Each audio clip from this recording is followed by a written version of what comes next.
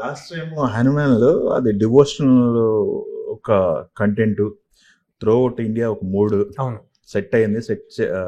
Cinema కూడా solid ఉంది. అవును కొట్టారు గట్టిగా, అవును గట్టి నెంబర్లు కొట్టారు. అవును. దీంట్లో డివోషనల్ కంటెంట్ కి సంబంధించి ఏమన్నా ఉందా? టీజర్ లో లాస్ట్ షార్ట్ ఒకటి చూస్తే అవును ఏదో దాచిపెట్టారు లోపల అనేది తెలుస్తుంది. అది చెప్పాను కదా సార్, అసలు ఓవరాల్ గా సినిమాకి మన ఇతిహాసానికి ఒక కనెక్షన్ ఉంటుంది. యా ఆ షార్ట్ నడిచి వచ్చేది ఎవరు, కృష్ణుడా రాముడా?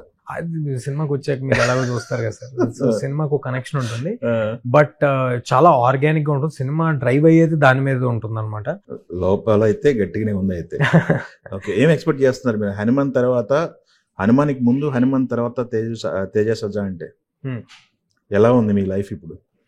ఏం లేదు సార్, నిజంగా ఏమీ మారలేదు. Nothing has changed. మా కష్టంలో ఏం మారింది? క్రెడిబిలిటీ వచ్చింది సార్ ఆడియన్స్ లో, లైకింగ్ ఉంది.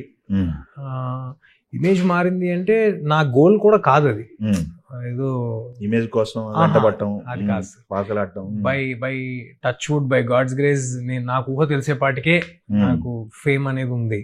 సో అది నా డ్రైవింగ్ ఫోర్స్ అది కాదు, లేకపోతే నా ప్రయత్నం దానికోసం కాదు.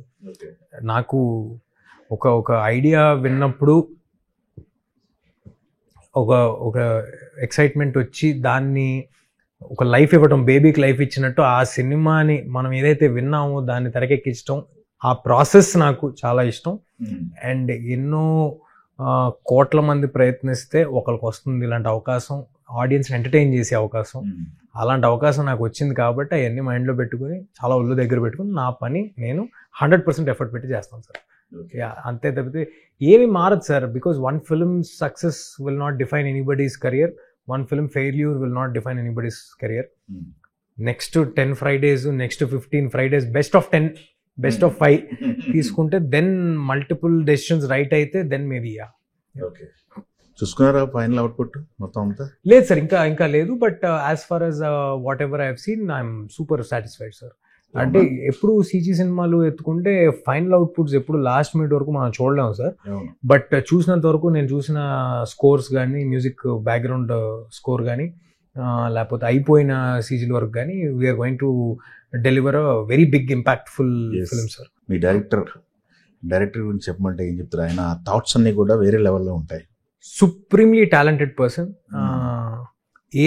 అంటే తను అంటే I'm really proud of this particular team sir. ఏంటంటే 101% ఎఫర్ట్ పెట్టి చేశారు. ఎవరు ఏదో మాకు ఫ్యామిలీ ఉందని, లేకపోతే మేము ఇంటికి వెళ్ళాలని, లేకపోతే నాకు ఒంట్లో జ్వరం ఉందని, ఇలాంటి మాటలు నేను ఎప్పుడు వినలేదు సార్. అది డైరెక్టర్ గారు కానీ, మా మ్యూజిక్ డైరెక్టర్ హరిగౌర గారు కానీ, లేకపోతే ఫర్ దట్ మ్యాటర్ ఇన్ని సినిమాల చేతిలో ఉన్న ప్రొడ్యూసర్ విశ్వప్రసాద్ గారు కానీ, అట్మోస్ట్ ప్రయారిటీ ఈ సినిమాని పెట్టుకుని అందరూ ఒక గుడ్ డెలివరీ చేయాలని చాలా ఆనెస్ట్గా చేసాం cinema. Karthik is supremely talented. He has a fantastic sense of ఒక విజువల్ సెన్స్, ఒక స్టోరీ టెల్లింగ్ సెన్స్ చాలా ఫెంటాస్టిక్గా ఉంటుంది. ఇవాళ ఉన్న జనరేషన్ తాలూకా సెన్సిబిలిటీస్ అని చాలా నీట్గా చెప్పగలడు. అండ్ జస్ట్ బికాజ్ కార్తిక్ గారు విజన్ వల్లే ఈ సినిమాని మాకున్న లిమిటెడ్ రిసోర్సెస్లో, మాకున్న లిమిటెడ్ రిసోర్సెస్ అయినప్పటికీ మా విజువల్ కానీ, మా కంటెంట్ కానీ చూస్తుంటే అలా ఎక్కడ ఉండదు మీకు, జస్ట్ బికాస్ ఆఫ్ హిమ్. అది ఆయనకున్న ప్లానింగ్, ఆయన ఎలా తీద్దాము, ఏం చేద్దాము, డెఫినెట్గా అందరూ సహకరించారు దానికి. బట్ ఇన్సెప్షన్ సీడ్ పాయింట్ ఆయన వల్లే ఇలా చేయగలిగాం. ఇక మదర్ సెంట్రిక్ అన్నారు. అవును సార్. ఎవరు? శ్రేయ గారు కనపడుతున్నారు దీంట్లో. అవును సార్, శ్రేయ గారు మదర్ సార్. శ్రేయ గారు మదర్. ఓకే, వాళ్ళిద్దరి కాంబినేషన్ లో, అంటే శ్రేయ గారు మదర్ అంటే మీకు కాంబినేషన్ లో సీన్లు ఉన్నాయి మొత్తం? నాకు శ్రేయ గారు it's for the film to watch sir. Super అండి. అయితే నాకు ఈ సెకండ్ పోస్ట్ లో, ఇక్కడ పీపుల్స్ మీడియా పోస్ట్ లో ఏదో చూసాను, Rayalaseema to end of the world అని ఏదో నడిచింది. ఏంటి దానికి, జాంబిరెడ్డికి దీనికి ఏమైనా కనెక్షన్ ఉందా? అది వేరే సినిమా పోస్టర్ సార్, అసలు దానికి దీనికి ఏం సంబంధం లేదు. అది నెక్స్ట్ సినిమా అనౌన్స్మెంట్ పోస్టర్. అది జాంబిరెడ్డికి సంబంధించి ఒకటి సీక్వెల్ ఉంది అని చెప్పేసి మాట్లాడారు. ఇప్పుడేమో జై హనుమాన్ సీక్వెల్ ఒకటి మాట్లాడారు. ఏంటి ఆ రెండు ప్రాజెక్టుల గురించి ఏమన్నా అప్డేట్లు ఉన్నాయా? ప్రశాంత్ వర్మ గారు టచ్ లో ఉన్నారా మీకు? ఇట్ ఇస్ రోజు మాట్లాడుకుంటాం సార్, అంతేనా? నేను ప్రశాంత్ గారు రోజు మాట్లాడుకుంటాం. టచ్ వుడ్ అన్ని చేసిన సినిమాలు బాగా ఫేర్ చేయటం ఒకటి, రెండు వాటికి ఫ్రాంచైజ్ పొటెన్షియల్ ఉండటం ఒకటి చాలా రేర్గా కుదురుద్ది. మిరాయికి కూడా ఫ్రాంచైజ్ పొటెన్షియల్ ఉన్న cinema.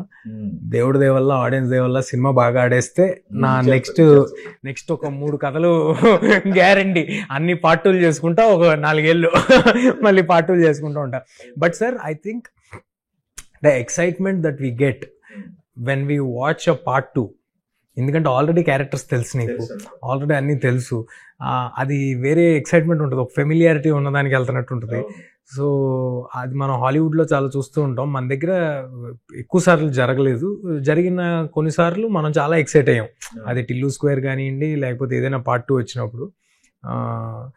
So yeah, I hope next part 2 వరుస నాది కూడా రావాలని కోరుకుంటున్నా.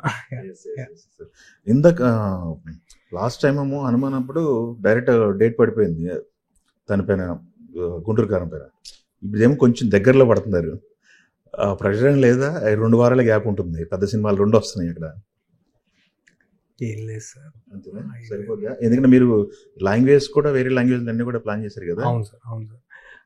అంటే సార్ ఐ థింక్ ఆనెస్ట్లీ మనం ఎంత ప్లాన్ చేసినా సార్, ఫైనల్గా only thing that will bring differences how good the film is.